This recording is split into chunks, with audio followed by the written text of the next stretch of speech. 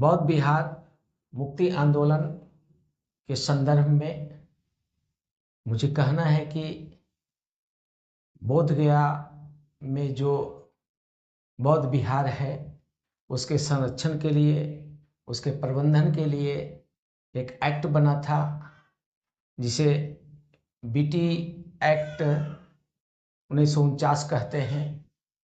इसमें सभी विश्व स्तर के भंते चीवरधारी को रखना था, लेकिन ब्राह्मणों को भी रखा गया। लेकिन किसी भी धर्म के जो मंदिर रहता है, मस्जिद रहता है, गिरजा घर रहता है, गुरुद्वारा रहता है, उसका प्रबंधक उन्हीं समुदाय के लोग रहते हैं। लेकिन बोध गया जो बुद्ध का मंदिर है, स्थल है, महाबोधि धम्म का स्थल है, उसमें ब्राह्मण का क्या औचित्य। इसी एक्ट के विरोध में, इसी धारा के विरोध में बोध गया में करीब करीब 40 दिन से भंते के द्वारा, उपासिका के द्वारा, उपासक के द्वारा आंदोलन किया जा रहा है और उस पर लाठी चार्ज भी की जा रही है। तो मुझे कहना है कि बुद्ध धर्म जो कहते हैं आप, वो बौद्ध धम्म है। धम्म एक वैज्ञानिक दृष्टिकोण है जिसका खोज बौद्धों ने किया, लेकिन लोग कहते हैं कि गौतम बुद्ध ने किया। मैं दावे के साथ कहता हूं कि इससे पहले, बुद्ध से पहले 28 बुद्ध हुए और संसार में, विश्व में वैज्ञानिक दृष्टिकोण का जो मार्ग है, जिसे बुद्ध ने अष्टांग मार्ग दिया है, उसी का विश्लेषण उन्होंने किया है, जो जीवन जीने की कला है। लेकिन दुर्भाग्य है कि भारत में वर्ण व्यवस्था के आधार पे, जाति व्यवस्था के आधार पे, सांप्रदायिकता के आधार पे मंदिर, मस्जिद, गिरजाघर और जीसस क्राइस्ट के और सिख का जो भी धर्म स्थल है, उसकी लड़ाई सदियों से चल रही है।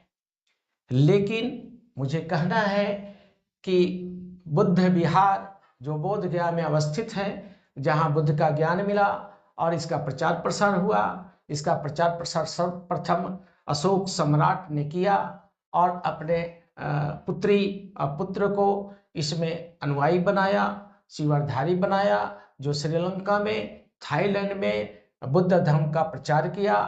धर्म नहीं धम्म है, इसीलिए 1949 एक्ट को निरस्त करते हुए नया एक्ट बनाया जाए, जिसमें विश्व का जितने भी महाथेर हैं, भंते हैं, उनको यहाँ पे रखा जाए और वो गौतम बुद्ध के वैज्ञानिक दृष्टिकोण को प्रचार प्रसार कर सके। इसमें जितना भी आमदनी आता है, उसमें जो ब्राह्मण है, ब्राह्मण अपने परिवार के विकास के लिए लगाता है, जो दुर्भाग्य है। मंदिर में पुजारी ब्राह्मण होता है, उसी प्रकार बोध गया बौद्ध विहार में भी उसका जो मुख्य प्रचारक, मुख्य पुजारी जिसको कहा जा सकता है, उनको बुद्ध के रूप में, भंते के रूप में, चीवरधारी को रहना चाहिए। लेकिन इस एक्ट के तहत उन्हें स्थान नहीं दिया जा रहा है। इसीलिए मुझे कहना है कि इस आंदोलन को इतना सशक्त बनाया जाए कि पूरे विश्व में जितने तरह के धर्मावलंबी हैं बौद्ध धर्म का, वो सभी आवे, चाहे हीनयान हो, चाहे महायान हो। भारत के संदर्भ में बाबा साहब अम्बेडकर ने 1956 में लाखों जनता जनार्दन, दलित, शोषित, पीड़ित लोगों के सामूहिक नेतृत्व में बौद्ध धर्म स्वीकार किया। आज उसकी संख्या करोड़ों में हो गई। लेकिन जिस दिन करोड़ों भंते को, जो बाबा साहब के अनुयायी हैं, वो अगर बोध गया में जुट गए, तो निश्चित तौर पे बिहार सरकार और केंद्र सरकार को इस एक्ट को निरस्त करना ही पड़ेगा। जिस प्रकार जब नरेंद्र मोदी ने अनुसूचित जाति जनजाति के एक्ट को समाप्त किया था, या उसका प्रयास किया था, तो 2 अप्रैल में इतना SC/ST जुटा कि उसको सोचना पड़ा। उसी प्रकार भंते को, चिवरधारी को, उपासक को, उपासिका को धर्म के रक्षा के लिए 1949 के एक्ट को निरस्त करने के लिए संघर्ष जारी रखना चाहिए। इसमें सबसे अच्छा भूमिका निभाने वाले सुमित रतन जी, विनय चरिया जी, लांबा जी और अन्य भंते जी हैं। उनको मैं नमो बुद्धाय, जय भीम, जय कर्पूरी, जय संविधान कहते हुए मैं फिर से अपील करना चाहता हूँ कि बौद्ध विहार को संरक्षित करने के लिए उसमें भंते की प्राथमिकता के आधार पे निश्चित करें और वहाँ पर जो भी ब्राह्मण जाति के, समुदाय के, वर्ग के लोग हैं उनको हटाया जाए और जितना बौद्ध विहार के प्रबंधन को चिवरधारी भंते को सुपुर्द किया जाए।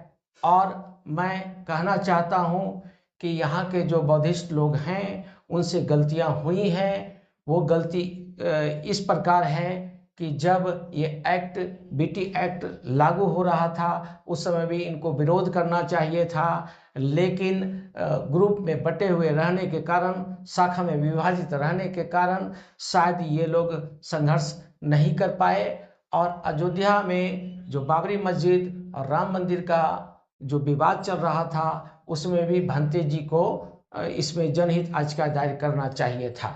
इसलिए जरूरी है कि जितना भी भारत में मंदिर है, मस्जिद है या उसका जो प्रमाण है कि राम है, अल्लाह है, ईश्वर है, उसको अगर उत्खनन किया जाए तो उसका प्रमाण तो जरूर मिलेगा। लेकिन मैं दावे के साथ कहता हूँ जितना भी उत्खनन हुआ है या हो रहा है या होगा, बुद्ध के अलावा कुछ नहीं मिल सकता है। जिसको शिवलिंग के रूप में, जिसको काली के रूप में, जिसको पार्वती के रूप में, जिसको शंकर के रूप में स्थापित करके ब्राह्मण अपना बिजनेस, व्यापार और व्यवसाय कर रहे हैं, जो संवैधानिक दृष्टिकोण से गलत है।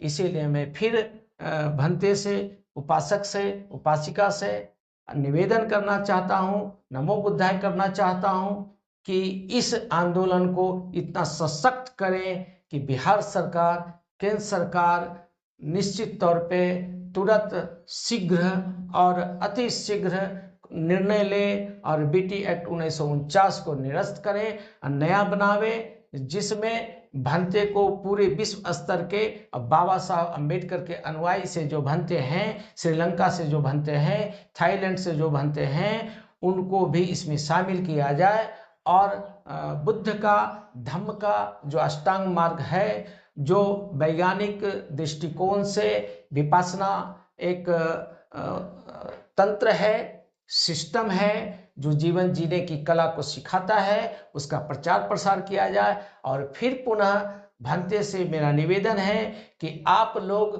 चीवर पहन करके जो सिर्फ भिक्षाटन करते हैं, बुद्ध ने कहा है कि एक आंख में क्रांति और दूसरे आंख में शांति होनी चाहिए।